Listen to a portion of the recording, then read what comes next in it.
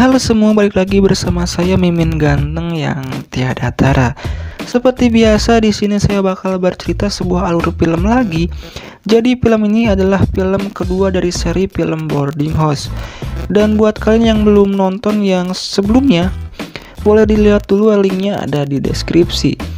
Di seri yang kedua ini bukan lanjutan dari yang pertama ya, melainkan cerita baru, tapi konsepnya itu masih sama saja, yaitu kos-kosan laknat yang penuh dengan orang-orang sange.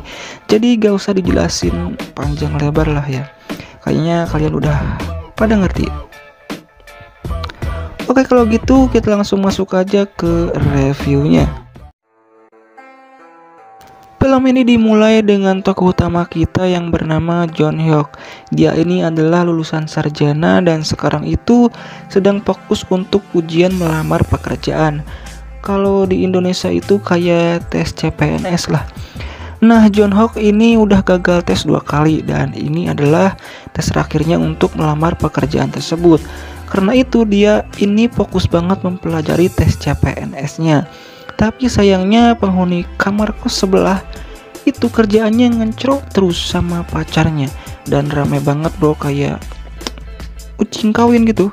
Jadi John Hyuk ini merasa terganggu dengan suara ikah-ikah kimochi itu. Nah, akhirnya ayahnya menyarankan John Hyuk untuk pindah ke kosan lain biar sekalian dia bisa belajar mandiri untuk bekerja part-time. Di sini John Hyuk pun memulai perjalanannya menuju ke barat untuk mencari kos-kosan laknat dan film pun dimulai. Akhirnya setelah perjalanan yang jauh, panas ngeheyap dan melelahkan, John Hyuk pun tiba di kos-kosan yang dimaksud dan dia langsung dikagetkan dengan salah satu penghuni kos yang bernama Dare. Dia ini bekerja sebagai suster di rumah sakit. John Hyuk pun dipersilahkan masuk dan di sini kita diperkenalkan dengan ibu kos yang bernama Arang. Gimana sih namanya Arang tapi kulitnya putih? Kan aneh, tapi dalamnya tetap hitam kok, seperti sempak tetangga. Ibu kos ini sudah punya suami tapi dia jarang pulang karena bekerja di luar kota. Di sini mereka terlihat bercengkrama, bersindau gurau, senggol-senggolan enak, pokoknya mah heureuy belah ya. Dan kemudian John Hyuk pun masuk ke dalam kamarnya karena dia ini kecapean karena habis jalan kaki dari Sabang sampai Merauke. Nah, dari sini John Hyuk bukannya tambah damai tapi justru mendapat godaan yang lebih besar ya. Mulai dari Dare yang kerjaannya goyang mulu kayak Inul gitu. Terus John Hyuk sering banget masuk ke dalam kamar mandi tapi ternyata ibu kosnya lagi mandi, yang mengakibatkan si Johnny jadi tegang sehingga dia harus sering-sering mengelusnya. Keesokan harinya John Hyuk ini pergi ke tempat kerja part-time. Di sini ia bekerja di tempat bola sodok atau biliar ya. Tapi di tempat kerjanya ini pun dia masih mendapat godaan yang cukup besar karena pemilik tempat ini yang bernama Kim hobi banget pakai pakaian yang semlehoi sambil tunggang tonggeng. Kan jadi pengen nyogok gitu. Bahkan pernah suatu ketika Kim ini pulang dari hangout dalam keadaan mabuk dan John Hyuk yang membantunya untuk masuk ke dalam kamar malah digoda dan akhirnya melakukan pemanasan. Tapi sayangnya gak melakukan sampai bercocok tanam ya, karena di luar ada pelanggan yang manggil-manggil apes. Dan begitu John Hyuk pulang ke rumah, sekali lagi imannya diospek oleh ibu kos dan Dare yang tidur dengan posisi bikin pengen, sehingga terlihat seperti Sorabi Mumplu yang membuat John Hyuk penasaran. Tapi dia cuma bisa melohok melihat Sorabi Mumplu tersebut. Keesokan harinya pacar John Hyuk yang bernama Sun-e datang ke kosannya dan John Hyuk berharap dia bakal dikasih izin untuk menelusuri goanya. Tapi tiba-tiba muncul Dare yang menghancurkan momen tersebut dan sekali lagi rencana John Hyuk pun gagal. Dan ketika ia kembali dari mengantar pulang pacarnya, ia buru-buru masuk ke dalam kamar mandi. Tapi sekali lagi ia dikejutkan dengan ibu kos yang sedang mengobok-ngobok kantong ajaibnya. Nah, godaan demi godaan terus menghantui John Hyuk di kosan ini dan di sini ia masih terlihat kuat ya menghadapinya. Sampai suatu ketika pas ia mau berangkat kerja, ia mendengar suara ike kemoci dari kamar ibu kos. John Hok pun tentunya penasaran dong, dan akhirnya ia mencoba noong dari pintu kamar ibu kos. Dan ternyata suara tersebut berasal dari ibu kos dan suaminya yang sudah pulang dari luar kota yang sedang bercocok tanam. Nah, dari sinilah John Hok sudah tidak kuat lagi menahan si Johnny yang sudah ngajol-ngajol pengen segera menerobos ke dalam goa. Dan begitu ia sampai di tempat kerja, terlihat Kim yang sendirian dan gak ada pelanggan sama sekali. Kemudian John Hok langsung menarik tangan Kim menuju ke dalam kamar dan akhirnya Kim langsung dieksekusi oleh John Hok. Akhirnya keesokan harinya terlihat ibu kos yang sedang mengantarkan suaminya lagi keluar kota.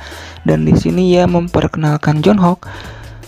Kan dia belum pernah ketemu ya. Malamnya mereka bertiga ini mengadakan acara pesta kecil-kecilan sambil makan klepon dan minum minuman air rebusan kecubung. Sampai paginya ibu kos yang udah bangun duluan dan untuk pergi belanja, dan John Hok yang udah bangun pun tiba-tiba dikagetkan dengan Dare yang masih belum bangun dan dengan posisi semelehoi banget, yang akhirnya John Hok memberanikan diri untuk menerjang tubuh Dare dan mereka pun melakukan penggenjotan. Jadi John Hok ini udah mulai ganas ya. Malam pun tiba dan lagi hujan ya. Suasana mendukung, suami lagi gak ada. Akhirnya ibu kos mulai menggoda John Hok.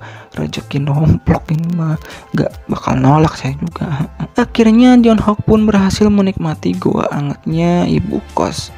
Mantap. Tapi tiba-tiba suaminya tadi pulang dari luar kota.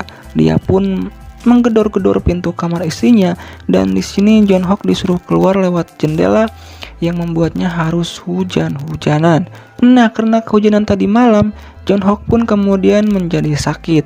Kemudian dibawa ke rumah sakit yang kebetulan susternya itu adalah Dare. Di sini ia disuntik dan sebagai gantinya malamnya gantian John Hok yang menyuntik Dare. Nah, dari sini kehidupan John Hok gak jauh-jauh dari pengencrotan ya. Pas dia ngencrot dengan ibu kos, dia bersembunyi dari Dare. Dan ketika ngencrot dengan Dare, dia bersembunyi dari ibu kos. Gitu aja terus sampai subscriber channel ini naik. Sampai kemudian ayahnya yang udah cukup berumur kemudian jatuh sakit yang membuat John Hok mau tidak mau harus keluar dari kosan tersebut. Karena dia harus balik lagi ke kosannya yang dulu biar lebih dekat ketika merawat ayahnya. Dan di keadaan yang mendesak ini, yaitu ayahnya yang sedang sakit dan juga kamar sebelah berisik banget karena ngencrot terus, John Hok tetap berusaha fokus mengikuti tes agar segera bisa diterima kerja. Dan usahanya tersebut membuahkan hasil. John Hok kini sudah diterima bekerja dan meskipun perjalanannya sebagai pengenjot cewek-cewek kosan sudah berakhir, tapi kini dia mulai babak baru di area lingkungannya bekerja dan film pun bisa.